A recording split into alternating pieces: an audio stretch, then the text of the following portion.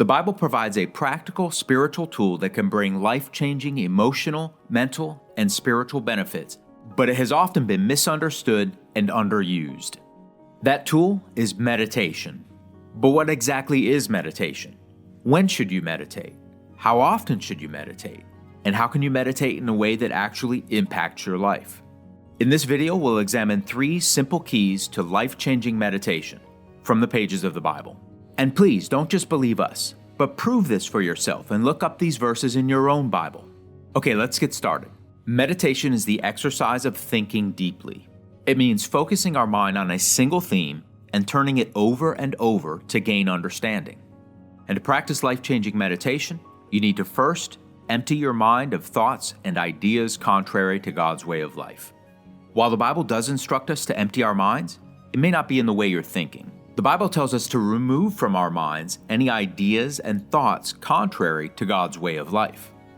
Notice what the Apostle Paul was inspired to write in 2 Corinthians 10, 4-5. The weapons we fight with are not the weapons of the world.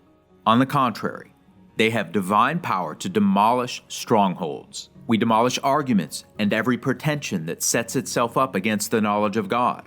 And we take captive every thought to make it obedient to Christ. An appropriate synonym for meditation is to deliberate, to consider a topic in great detail and with a singular focus, bringing our thoughts into alignment with the way of life found in the Bible. Or as Paul put it, taking captive every thought to make it obedient to Christ.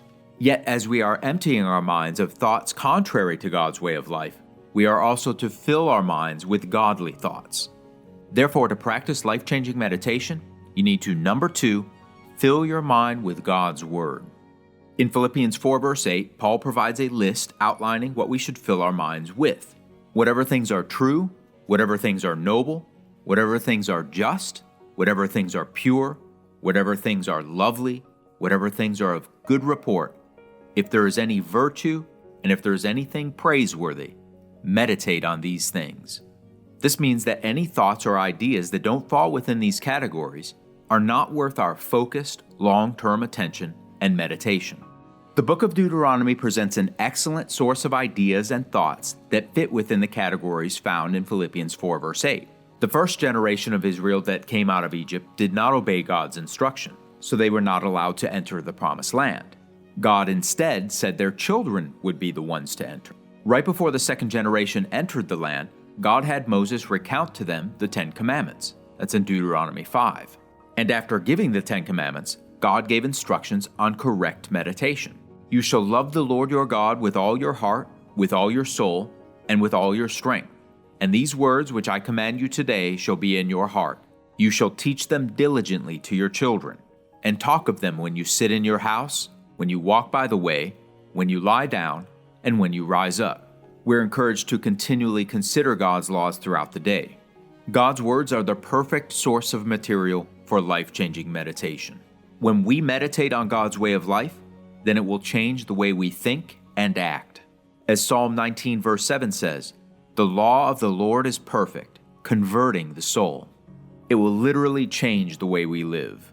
The third key to practice life-changing meditation is to meditate all the day. We can certainly have more focused times of meditation, where we go to a quiet place to consider God's words, just as Isaac did when he went out to meditate in the field in the evening.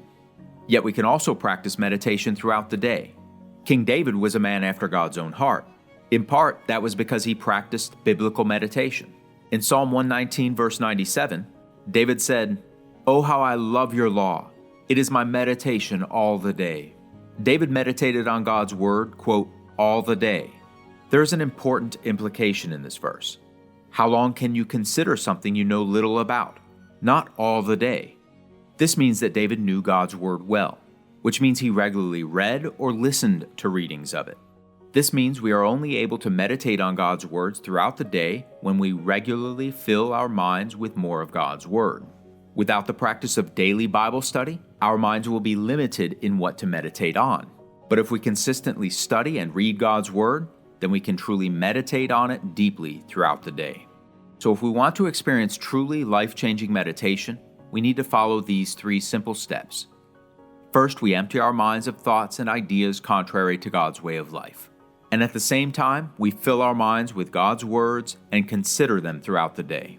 Then the practice of meditation will be a transformative spiritual tool. It will change our lives for the better and bring emotional, mental, and spiritual benefits that can't be found anywhere else. And when we properly meditate on God's Word, our conversations with God in prayer will be wonderfully transformed as well. To learn 5 keys for enhancing your prayer life, check out our next video, 5 Keys to Pray Effectively. If you enjoyed this video, please like, leave a comment, and subscribe to our channel for more videos on Bible topics. And if you didn't like it, let us know why in the comments below. Thanks for watching.